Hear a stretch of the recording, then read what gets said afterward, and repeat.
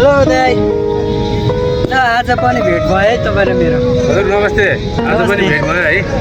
यसो अब हजुरले अब केही क्वेसन प्रश्न उत्तर गर्नुहुन्छ होला मलाई पनि लागिरहेको छ। अनि दाइ सुन्नु न, जस्तै अब तपाईँ दुबई आएको कति वर्ष भयो? दुबई आएको त हजुर लगभग भयो 2.5 वर्ष जति, 3 वर्ष लाग्नु लाग्यो है। हजुर। अनि तपाईँलाई घर जानु मन लागेन? घर जानु त हेर्नुहोस्, यही त हो नि सबै साना नेपाली जनता गाह्रो अवस्था छ, पनि कठिनाइ अवस्था छ।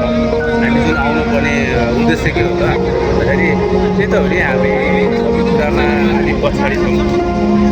गाह्रो अवस्था जुन घर व्यवहार चलाउनु पऱ्यो, फ्यामिली चलाउनु पऱ्यो होइन, यो कुरालाई सबैलाई हेरेर चाहिँ सबैलाई हेरेर चाहिँ हामी अब नआइ हुँदैन हुने भएको कारणले चाहिँ बिर्सिएको है। त्यही कारणले गर्दाखेरि अब जानु मन त छ नि, कति जानु मन छ नि, फ्यामिली परिवारसँग भेट्नुपर्छ, फ्यामिलीसँग परिवारसँग काम गर्नु होइन, परिवारसँग हरेक कुरामा चाहिँ फ्यामिली परिवारसँग चाहिँ गरेर चाहिँ चल्नु, यो भनेको सबै जनताहरूलाई चाहिँ हुन्छ कि अनि के गर्ने बाध्यता छ। सुन न, अब के अरे यत्रो अब तपाईँ यहाँ 3 वर्ष भइसक्यो बसेको। नेपालमा अब नयाँ सरकार पनि आइसक्यो, अनि अब त्यो भविष्य अलिकति आशा लाग्दो पनि भएको छ। अब जानुपर्छ नि, आफै नेपालमा केही गर्नुपर्छ, आफै नेपालमा गएर रोजगार सिर्जना गर्नुपर्छ, आफैले गर्नुपर्छ। यो अर्का ठाउँमा कति हाम्रो जस्तै अब यो ब्याकग्राउन्डमा पनि यति धेरै मान्छेहरू देखिरहनु भएको छ तपाईँले है। हजुर। हुन त अब उहाँहरू पनि कमाउनै आउनु भएको छ होइन। उहाँ जस्तै तपाईँ पनि कमाइकै सिलसिलामा यहाँसम्म आउनु होइन। अनि जो कमाइ सँगसँगै अब त विदेश बस्दा बस्दा थकेर आएन तपाईँलाई? अब यस्तो हो, थकै लाग्ने भन्ने कुरा अब हामीले व्यवहार मैले अघि भनिहालेँ नि, फ्यामिली परिवारको व्यवहार, फ्यामिली परिवारको सबै कुरा हरेक कुरामा ह्यान्डल गर्नुपर्ने हुन्छ, घर परिवारको ह्यान्डल गर्नुपर्ने हुन्छ, चलाउनुपर्ने हुन्छ, बाध्यता त्यो सबैमा त्यही बाध्यता छ। अब नयाँ सरकार आएको छ, हजुरले नयाँ सरकार कुरा गर्नुभयो, नयाँ सरकारको लागि चाहिँ केही न केही मैले पक्कै पनि आशा गरेको छु। मैले पहिला पनि एउटा चाहिँ भनेको थिएँ है, नयाँ फ्यामिलीमा चाहिँ अब चाहिँ पछि अब अहिले चाहिँ गएर फ्यामिलीमा केही न केही मिल्छ भन्ने चाहिँ आशा गरेको छु।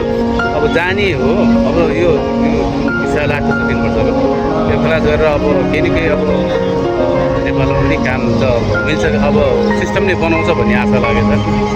केही आफूले बसेर त्यो कुरा भइहाल्यो। अनि तपाईँलाई म एउटा क्वेसन सोध्छु कि तपाईँको एउटा साधारण अब नेपालीको कारण हिसाबले होइन, जस्तो अहिले नेपालमा जति पनि अब सुकुम्बासीहरू उठाएको छन् होइन, के कस्तो लाग्छ तपाईँलाई? मलाई त कस्तो लाग्छ भने अब पहिला अब व्यवस्थित गराएर सुकुम्बासीहरूलाई व्यवस्थित गराएर पछि त्यो सुकुम्बासीहरू बस्ती उठाएको भयो हुने जस्तो लाग्यो। तपाईँलाई के लाग्छ? त्यो त अब हजुरको सोच एउटा अनुसारले चाहिँ एउटा कुरा चाहिँ सही हो, पहिले व्यवस्थित गराएर सिस्टम बनाएर चाहिँ अनि बल्ल उठाउने भन्ने कुरा। तर अहिले तत्कालीनको लागि चाहिँ पछि भन्दै जान्छ, त्यो अलिक ढिला हुँदै गएपछि झनै गाह्रो हुन्छ, झनै कठिन अवस्था हुन्छ, झन् त्यो सर्दै कामै सर्दैन गर्ने हुन्छ। त्यो कारणले गर्दाखेरि चाहिँ अब सिस्टम चाहिँ मिलाइराखेको छ अलरेडी पहिल्यैदेखि नै। हाम्रो तपाईँको दशौँ पुस्तादेखि चाहिँ सुकुम्बासीको नाममा बिल्डिङहरू प्रोडक्सन लाइन बनाएर राखेर त्यतिकै खाली बनाएर राखेको, त्यो कुराहरूलाई चाहिँ अहिले युज गरिरहेको छ। त्यो युज गरे अनुसारले सुकुम्बासीहरूलाई चाहिँ युज गराएर दिइ पनि राखेको छ, जुन छैन त्यसलाई बाहिर आउट गराइरहेको छ। बिस्तारै बिस्तारै हामी आशा गर्छौँ कि सुकुम्बासीको पनि जति पनि समस्या छ त्यसलाई हल गर्नेछ, मिलाउनेछ, नेपाल सरकारले राम्रोसँग हेर्नुहुनेछ भन्ने चाहिँ हामी सबै जनताले आशा गर्छौँ।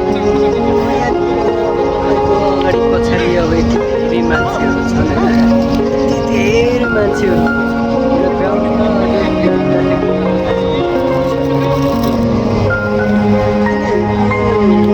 देख्दाखेरि तपाईँले के गर्छ?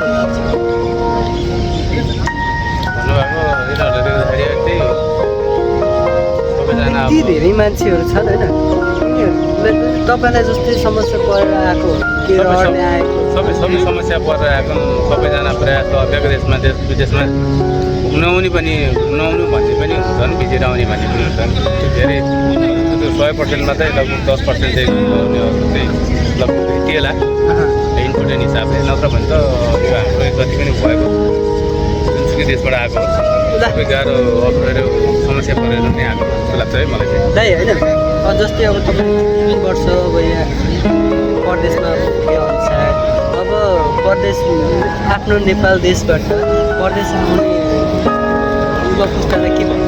तपाईँको भोगाइ अनुसार मेरो भोगाइ अनुसारले परदेश आउने युवा पुस्तालाई उहाँलाई के